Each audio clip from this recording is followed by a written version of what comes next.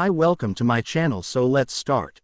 With The Tomorrow Job writer, director Bruce Wemple steps away from the creature features like Monstrous and Dawn of the Beast that he's been making lately to go back to the time paradox films such as Lake Artifact and Altered Hours that he started his career with.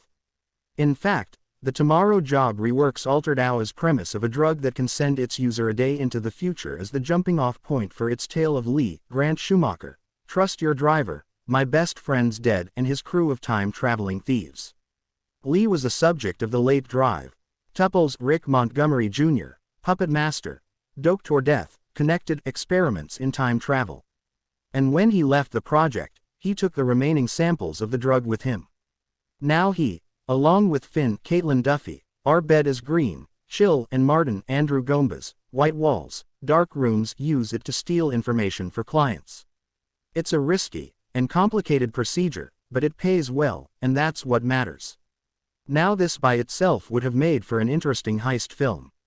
The method by which the drug lets people exchange places with their future selves is both complicated and time-limited, adding extra layers of risk for the characters and tension for the viewer. Instead, Wemple brings in an organization known as the Organization and led by the organizer, William Champion, Table for Two, the Barbarians, which wants Lee's stash of the time travel drug. Even though thanks to Derek Wagner, George Catt, House of Bodies, Turnabout, another of Dr. Tupple's lab rats, they have their own supply and it would seem the resources to hire someone to replicate it. This is where The Tomorrow Job starts to go from complicated to confusing as Lee and his crew, Martin having been replaced with Sophia, Ariella Mastroianni, The Retreat, capitalism in three aspect ratios become human versions of Schrodinger's cat with a limited amount of time to save themselves, and possibly the future, from becoming history. There are double crosses, dead people turn up alive, which I'm sure has to be some kind of paradox, shady cryptocurrency brokers, and the film's already vague rules of safe time travel seem to be completely forgotten as everyone runs around madly and the viewer starts to get a headache keeping it all straight.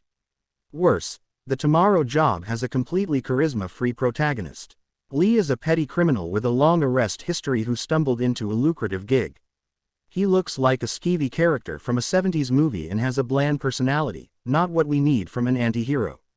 On the other side of things, Wagner is sufficiently villainous to give The Tomorrow Job a good antagonist, but the organizer looks like he stepped off the cover of an 80s techno-pop album and spouts unintentionally funny dialogue. Wemple would have been better off giving him just enough screen time to establish his existence or had Wagner be in business for himself.